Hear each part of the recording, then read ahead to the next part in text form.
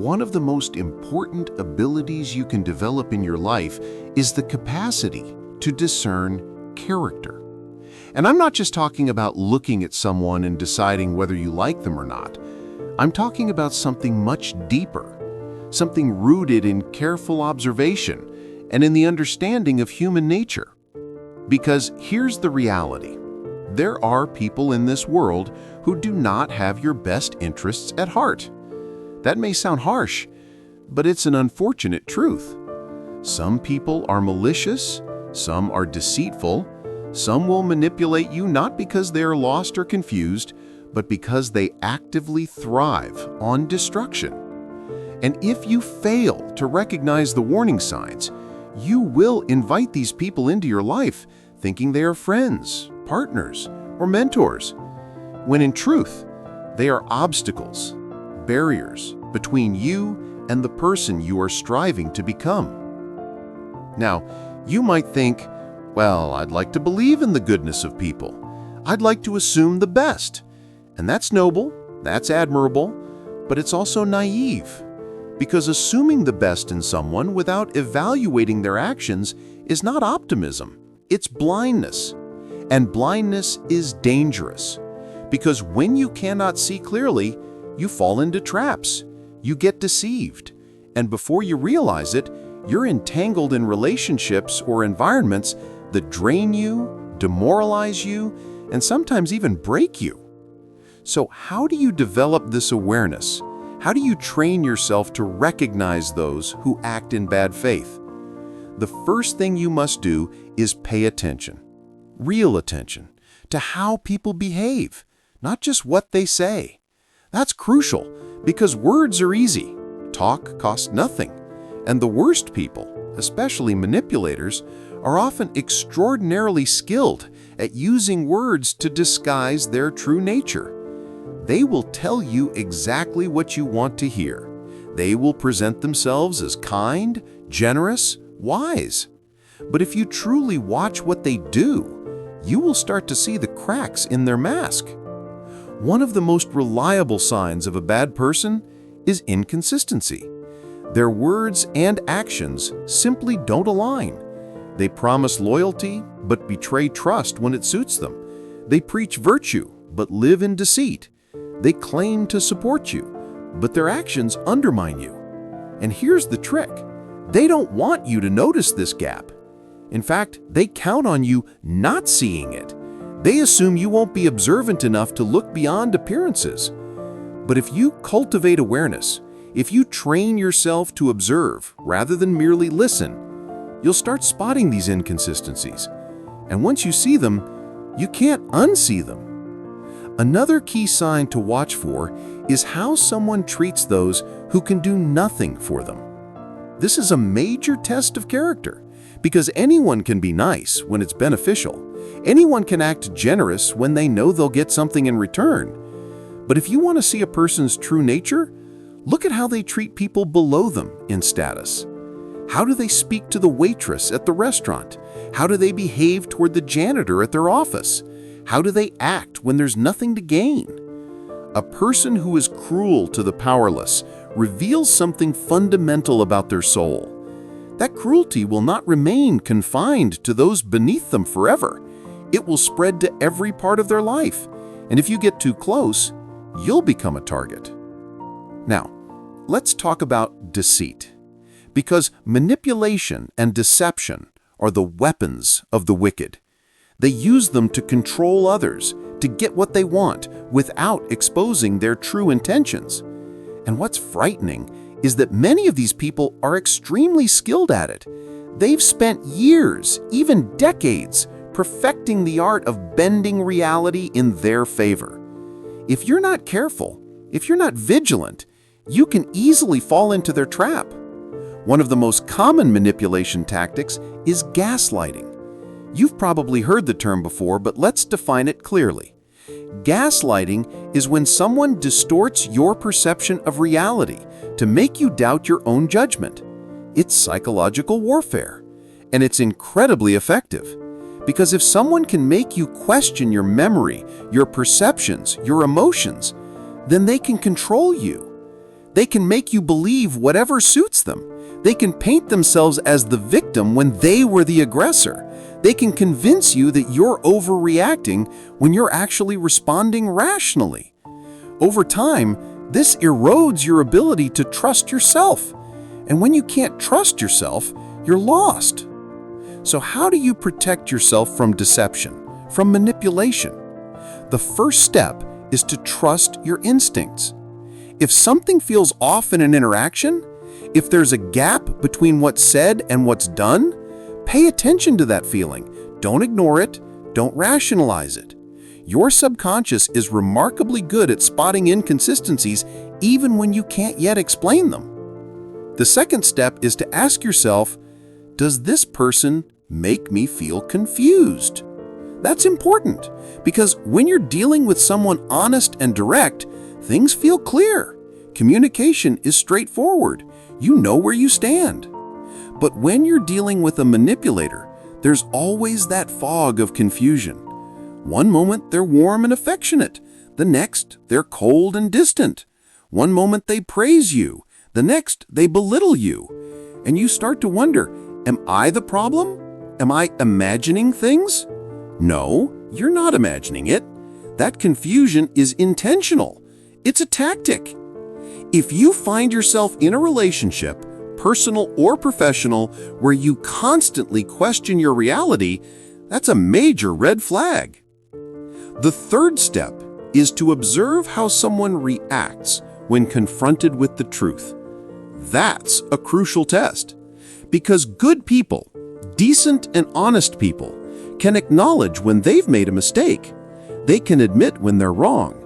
But a bad person, a manipulator, will never accept fault. Instead, they'll deflect, they'll shift blame, they'll twist the conversation until suddenly you're the one at fault. You raise a valid concern, and instead of addressing it, they explode in anger. They guilt trip you. They make you feel wrong for even bringing it up. That's not normal conflict resolution. That's emotional manipulation. So what do you do when you recognize these behaviors? The answer is simple, but not easy. You distance yourself. You set boundaries. You don't engage in arguments with people determined to distort reality, because you will not win. You cannot reason with someone who has no respect for truth. And here's the final, most important thing. Don't believe you can change these people. That's a trap many fall into. If I just love them enough, if I explain it clearly, if I give them one more chance, maybe they'll change. No, people don't change unless they want to. And truly toxic, deceitful, manipulative people do not want to change because their tactics work for them. They get what they want. They thrive in the chaos they create. Your job is not to fix them. Your job is to protect yourself, to cultivate awareness, to build relationships with people who add to your life, not drain it. Because your future, your success, your happiness all depend on the company you keep. And if you allow the wrong people into your inner circle, you will pay the price. So be vigilant, be discerning, and above all, never ignore what your intuition tells you. One of the most damning traits of a bad person, one of the clearest warning signs that you're dealing with someone truly dangerous, is their refusal to take responsibility for anything. And I'm not just talking about small mistakes. I'm talking about their entire approach to life. It's a fundamental failure to face reality, a refusal to look in the mirror and say, maybe the problem is me. Instead, what they always do is point outward. It's always someone else's fault. Always. You must think carefully about this, because if you don't develop the ability to recognize this trait, you could spend years, even decades, trapped in the psychological games of people who will never admit they're wrong. And let me tell you this, there's nothing more exhausting, nothing more soul-draining than dealing with someone who refuses to take responsibility for their own actions. Because what they do, whether they realize it or not, is place the burden of their failures on you. And this ties back to what we discussed earlier about manipulation and deception. Because bad people don't just lie with words, they lie with narratives. They build entire stories where they are always the victim, always the misunderstood genius, always the one treated unfairly. And if you're not careful, if you can't see through that distortion, you'll get pulled into their version of reality. And that's dangerous. Why? Because responsibility, the willingness to own your actions, is the foundation of competence. It's the foundation of growth. You cannot fix what you refuse to admit is broken. You cannot evolve if you won't acknowledge your mistakes. So those who avoid responsibility aren't just lying to others, they're lying to themselves. They build this illusion of innocence. And I'll tell you something else about these people. They love to surround themselves with accomplices. They need accomplices. Because deep down, they know that without someone to absorb the blame, without someone to carry their failures, their entire illusion would collapse. So they seek out people, often good-hearted, conscientious people, those willing to shoulder responsibility for them. And that's a very interesting thing, because good people, people with strong moral character, often become targets for those who refuse to take responsibility for their own actions. You might wonder, why does that happen? Why are bad people so drawn to good ones? Well, it's simple. Bad people need good people to survive. If you are someone with integrity, who believes in fairness, who tries to see the best in others, then you are exactly the kind of person a manipulator or a blame shifter wants nearby. Because you will make excuses for them. You'll say, oh, maybe they had a rough childhood, or maybe they just need more time to grow. And all the while, they will keep using you as a shield against reality. Now let's go further. What happens when someone refuses to take responsibility for their actions? What kind of person do they become over time? They become resentful. And resentment is one of the most toxic psychological states a human being can inhabit. You see, if you go through life blaming everyone else for your problems, you eventually come to believe that the world itself is unjust. You begin to think that others are conspiring against you. And once you start believing that, you feel justified in doing all sorts of terrible things. That's when you find people who manipulate others, not only to avoid blame, but to punish those they see as responsible for their suffering. That's when you see people sabotaging relationships, destroying friendships, undermining colleagues at work, all because they've convinced themselves that life has treated them unfairly. And here's what's so tragic. The more they refuse to take responsibility, the worse their situation becomes. Because look, life is already difficult, even when you take full responsibility for everything you do. Even when you're disciplined, honest, and constantly striving to improve, life is still hard. But if you reject responsibility, life doesn't just become hard, it becomes hell. Because every time you avoid blame, every time you refuse to learn from a mistake, every time you shift the burden onto someone else, you actually lose control of your own destiny. I see this a lot in people with a victim mentality. They say things like, well, I can't succeed because the system is rigged, or I'm not happy because other people keep putting me down. But what they don't realize is that every time they say those things, they reinforce their own powerlessness. They're teaching themselves that they have no control over their lives.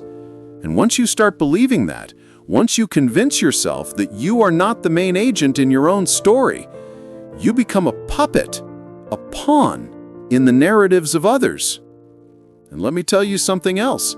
Bad people want you to believe you have no control. They want you to think it's all fate, luck, oppression, or whatever excuse they're using that day. Because the moment you take control of your life, the moment you say, no, I'm responsible for where I am, and I can do something about it. That's the moment you become immune to their manipulation. That's the moment you stop playing their game. So what can you do? How can you protect yourself from these kinds of people? The first step is simple. Pay attention to patterns. If someone in your life always has a reason why nothing is ever their fault, that's a huge warning sign. If every time something goes wrong, they immediately look for someone else to blame, you need to be very, very careful. Because if you're not, you'll become that person's scapegoat. The second step, hold people accountable. Don't let them get away with rewriting the story. If you see someone twisting the truth, if you see them dodging responsibility, acknowledge it, at least in your own mind. Because if you don't, you'll start doubting your own perceptions. And that's exactly what these people want. They want you confused. They want you to doubt yourself, because the more uncertain you are, the easier you are to control. And finally, take full responsibility for your own life. Don't wait for someone else to give you permission to succeed. Don't let other people's excuses become your excuses.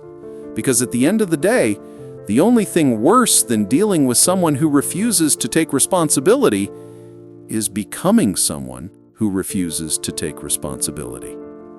And if you're not careful, if you let these kinds of people influence you for long enough, that's exactly what can happen.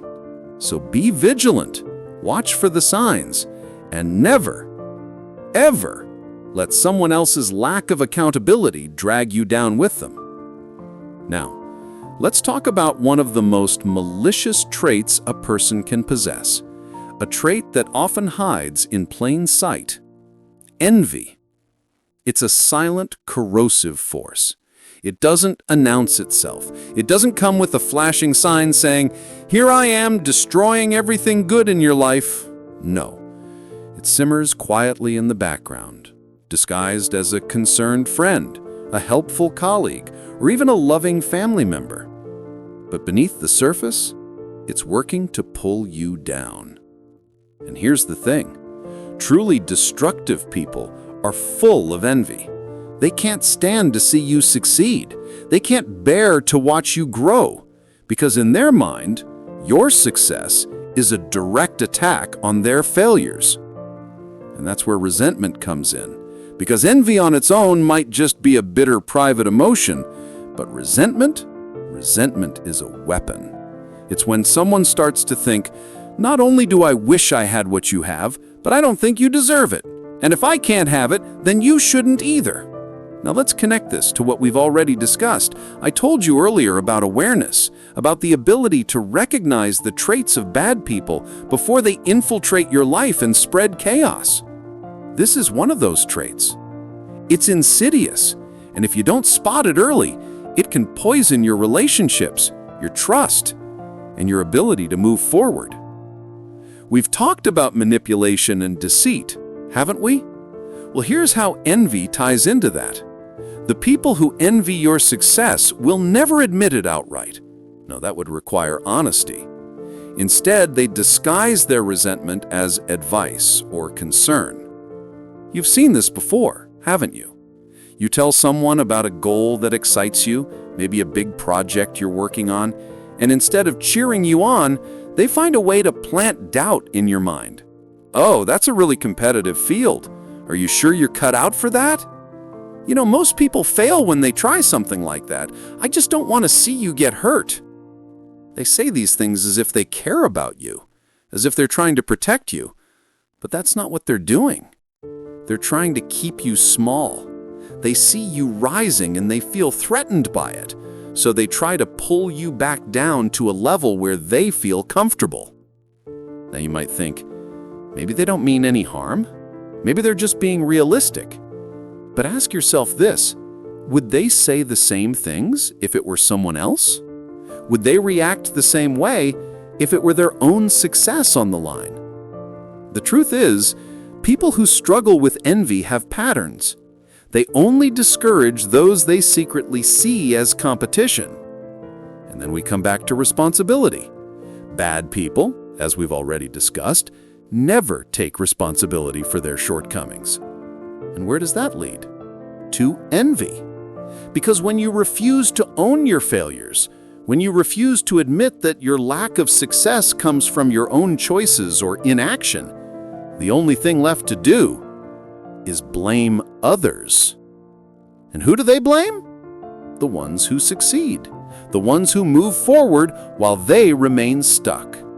Instead of saying, maybe I need to work harder, maybe I need to make better choices, maybe I need to push myself more, they say, it's not fair. They had better opportunities. They got lucky. They don't deserve it. And that resentment builds. And when resentment builds, it doesn't stay inside forever. It leaks out into their actions, their words, the way they treat you. And that's when it becomes truly dangerous. Envy turns into sabotage. Sometimes it's subtle, passive-aggressive comments, dismissive attitudes, a lack of support when you need it most.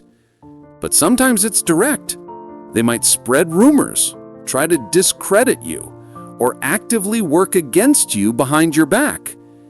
And you might never see it coming, because these people often present themselves as your biggest supporters.